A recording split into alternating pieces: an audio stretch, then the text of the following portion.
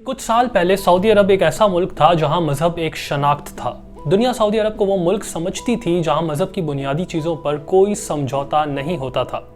Saudi अरब दुनिया के रिवायत पसंद ममालिक की फहरिस्त में शुमार होता था, लेकिन चंद ही साल बाद एक बदलाव ने सऊदी अरब को पूरे तरीके से बदल के रख दिया। हिजाब और अबाया गैर ज़रूरी हो गया, सिनेमाज और कैसीनोस खुल गए।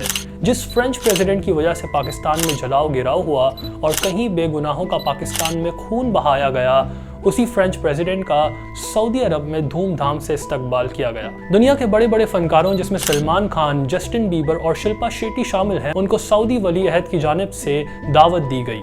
तारीखी सतह पर रक्स की महफिलों का इनेकाद हुआ और फिल्म फेस्टिवल्स के साथ साथ तबलीगी जमात को खतरा बताकर उस पर पाबंदी आयद कर दी गई।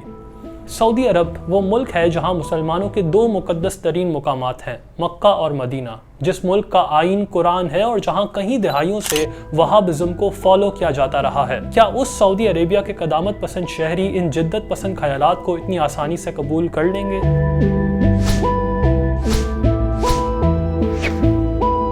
अब तक मोहम्मद बिन सलमान ऐसे काम कर चुके हैं जो सऊदी अरब के साबिक हुक्मरान करने से कासिर थे या वो करने को तैयार ही नहीं थे, जिसमें खवातीन पर से ड्राइविंग की पाबंदी हटाना, मर्दाना सरपरस्ती के कवानीन पर नरमी, तफरीही शोबे में बहुत ज़्यादा सरमायाकारी, कोड़े मारना और नाबालिग बच्चों के ऊपर से सजाए मौत को ख़त्म करना शामिल है।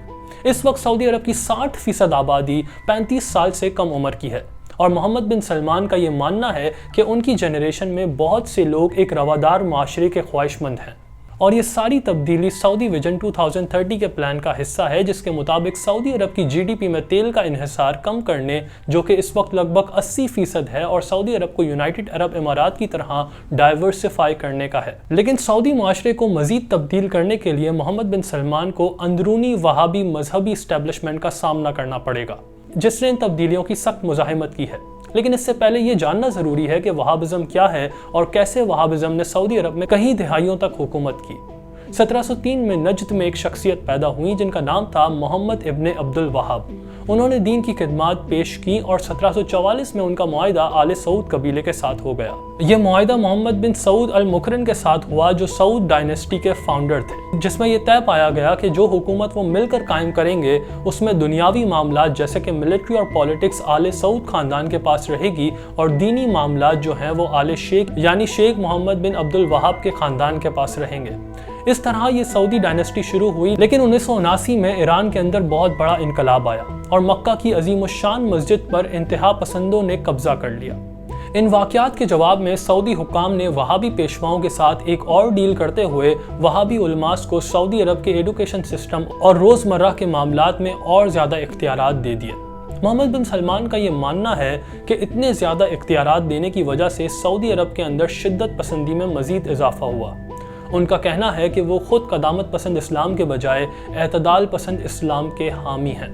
इसके साथ ही मोहम्मद बिन सलमान ने ऐसे कारनामे भी सर अंजाम दिए हैं जो इनकी शख्सियत का दूसरा रुख उजागर करते हैं। नाक़दीन के मुताबिक मोहम्मद बिन सलमान ने जिन मजहबी पेशवाओं को निशाना बनाया है उनमें से अक्सरियत इंतहा पसंद नहीं, बल्कि ये वो मजहबी पेशवा थे जो इनकी पॉलिसीज़ को चैलेंज कर सकते थे और मुमकिन तौर पर आवाम को इनकी हुकूमत के खिलाफ मुतहर्रिक कर सकते हैं। मोहम्मद बिन सलमान पर यह भी इल्ज़ाम है कि इन्होंने कतर की नाकाबंदी इस उम्मीद से की कि इस छोटी खलीजी रियासत की मईशत को कमज़ोर किया जा सके। मोहम्मद बिन सलमान ने अपने ही ख़ानदान के अफराद और सऊदी कारोबारी रहनुमाओं को भी उनके मुताबिक करप्शन की बुनियाद पर हिरासत में लिया, लेकिन तज्ज़ियाकारों का ये मानना है कि ये अपने हरीफों को खामोश करने की एक चाल थी। मोहम्मद बिन सलमान को यमन वॉर का आर्किटेक्ट भी समझा जाता है, जिसको यूनाइटेड नेशंस ने वर्स्ट ह्यूमैनिटेरियन डिज़ास्टर करार दिया था।